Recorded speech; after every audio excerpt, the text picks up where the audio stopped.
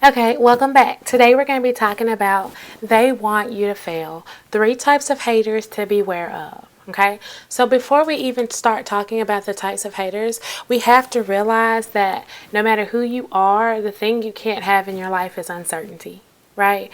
Uncertainty breeds fear. It breeds fear because you're unsure, right? Think about it like this. Imagine there's this big, scary house on a hill, right? It's dark, it's nighttime, and there's no lights. If you would open the door and go inside, you might have some fear of what might jump out at you. You might have a fear that something will crawl on you. Whatever, you're not sure what's going to happen because it's dark and you can't see. You're unsure, you're uncertain, and that can cause fear in you. The opposite of uncertainty, however, is clarity. When you are clear, when you know exactly why, when you know exactly how, you don't have that uncertainty, you don't have that fear, okay? So this brings us to our first type of hater. Okay, like I said, you must be certain of who you are. You can't allow the haters to bother you. You can't allow them and their issues that they're having inside their own head to cause uncertainty inside of you. All right, so that brings us to our first type of hater, the Glady hater. Okay, this type of hater, they are champion haters. Okay, you almost can't beat them. Almost, you can, but you almost can't. I mean, they are champions. They hate on everything and everyone. It doesn't matter how that person feels about themselves, they will hate on them, okay? This could be a person who feels like they're trying to accomplish their goals, they feel like they're trying to lose weight or drink more water or whatever the actual thing is. There's a hater who will hate on them. That person can be walking around like, I'm just trying to figure it out, I'm just trying to make it work, I'm just trying to make it happen, and the hater will say, oh wow, look at them drinking water all the time. Like, these are Glady haters, okay? Like, if you think about what an actual gladiator was, they were champions. Like, their whole role was to go into the arena and prove why they were the best. The Glady hater is no different, okay? Out of all the other types of haters, they are the best because that's what they do. They hate. It's almost like they're striving to be the greatest hater of all times, right? Like I said, it could be someone, and this person could be trying to get the bag, right? They're trying to get their money up. They're trying to work on financial literacy to be able to teach their children or their future or whatever.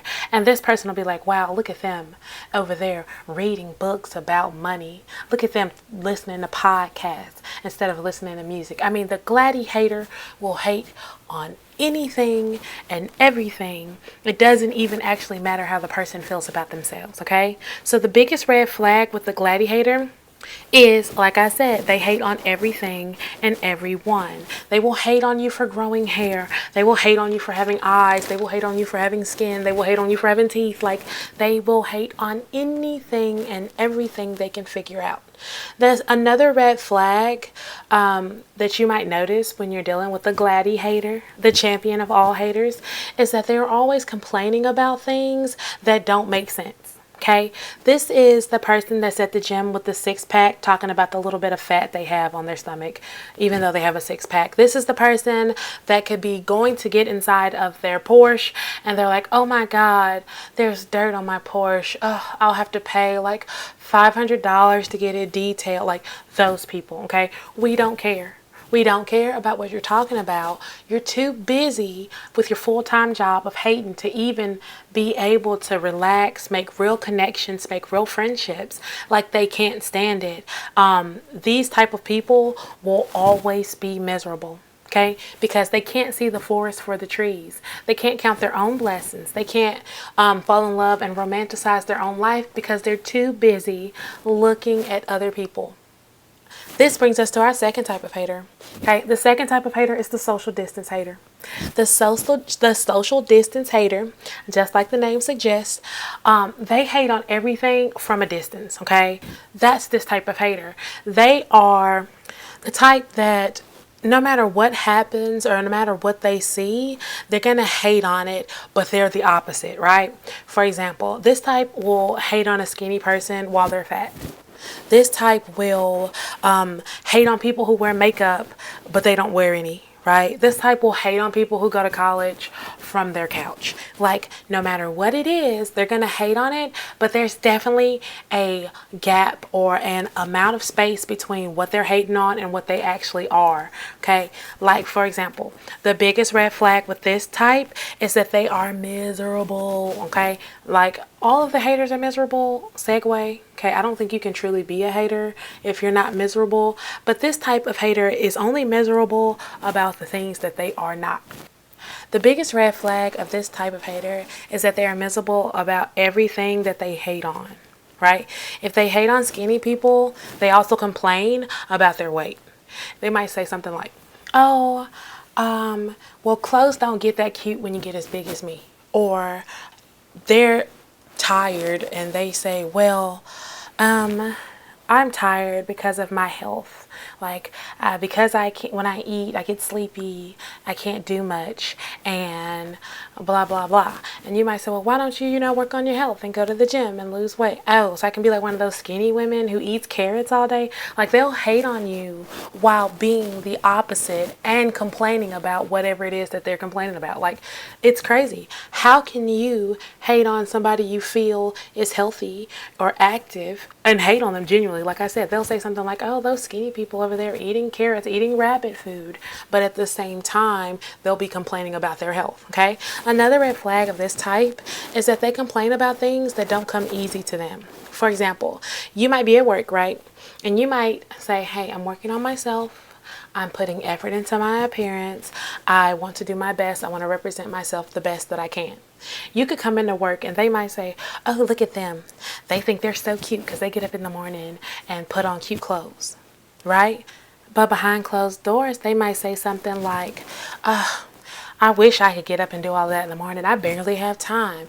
Like, I'm struggling just trying to get here for work, right? So this type of person, they will hate on the thing that they secretly want to be. You know what I'm saying? Like, they might say, oh, I could do better than that, but I just don't want to put that kind of effort in, right? Those kind of people. All right. The third type of hater is the worst type. Okay. Somewhere between Aretha Franklin and Future. It just ain't no way. Okay. The ain't no way hater, they are truly the worst type because they have a personal bone to pick with you. Okay. This personal bone comes from something deep inside themselves because they have internalized what other people told them was true about them and the world. Okay, everything you do bothers this type of hater because in their minds, they just can't believe it. It ain't no way, right? Like every time they think of you, it just ain't no way.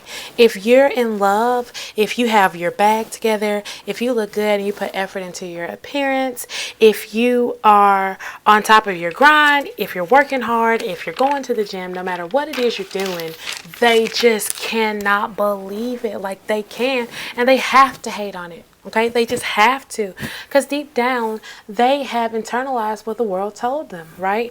And that's sad, but that's what it is. That's why it's very important for you to look into different things that will help you unravel your conditioning. I even have an episode on that. Feel free to go back through and look and listen. You have to fix the things that just because someone told you was true doesn't mean it's true, right? Like, for example, if you are an exact copy of them, like an exact carbon copy, exactly same type of hair, same type of makeup, same type of everything, right? Then they don't feel threatened. It makes sense to them. But if you are different than them in any way, if you are yourself in any way, if you are unique in any way, they can't stomach it, right? If they're skinny and you're chubby and they don't have a man and you have one, they can't believe it. Wow. Chubby people can get men? What? If they're thick, right? Thick. And you're skinny, they were like, oh, you're skinny? I'm the one that's thick. You're skinny? You can't eat. How did you get this person? Or how did you get that type of man?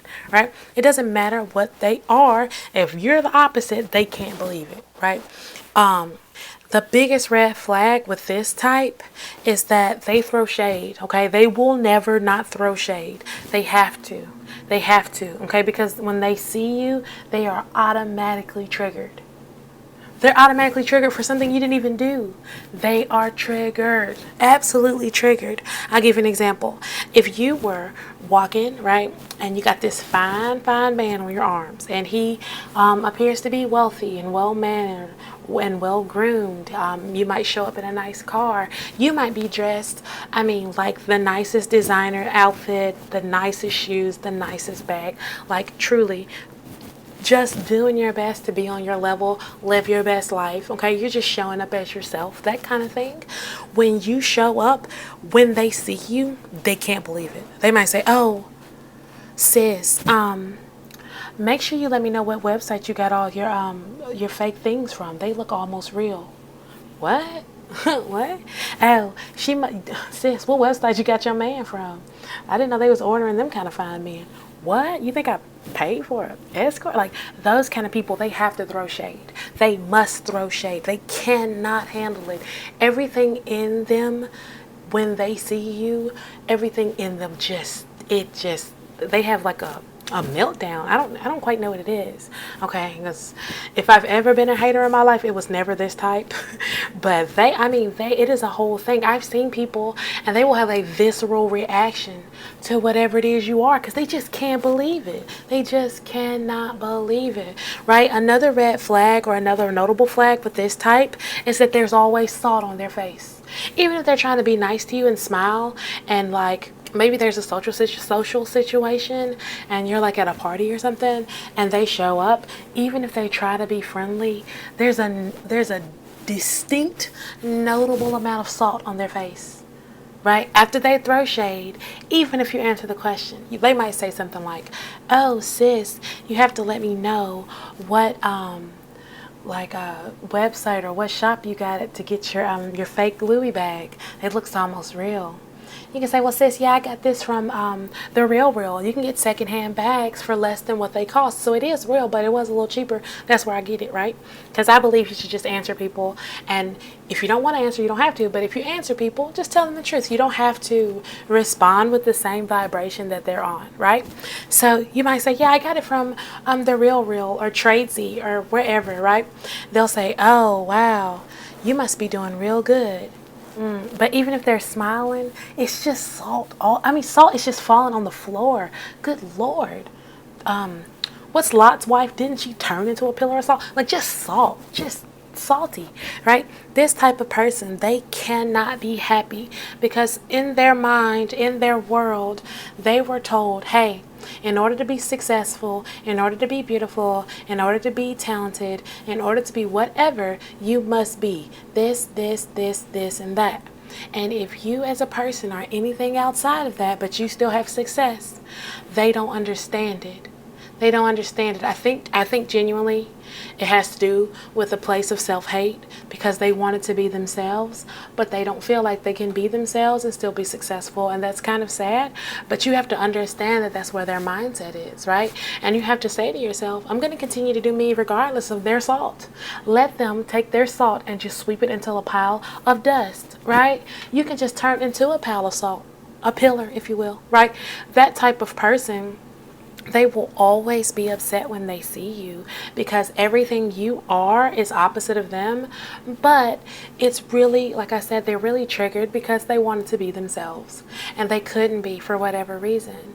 And they don't feel like they could be themselves truly and be loved, or they don't feel like they could be themselves truly and have the things that they have, or they might have had to do some very dirty, grimy things and to get where they are, and you didn't have to do any of those things, so they just don't like you, right? They just can't. Even if they want to, they can't, right? So those are the three main types of haters.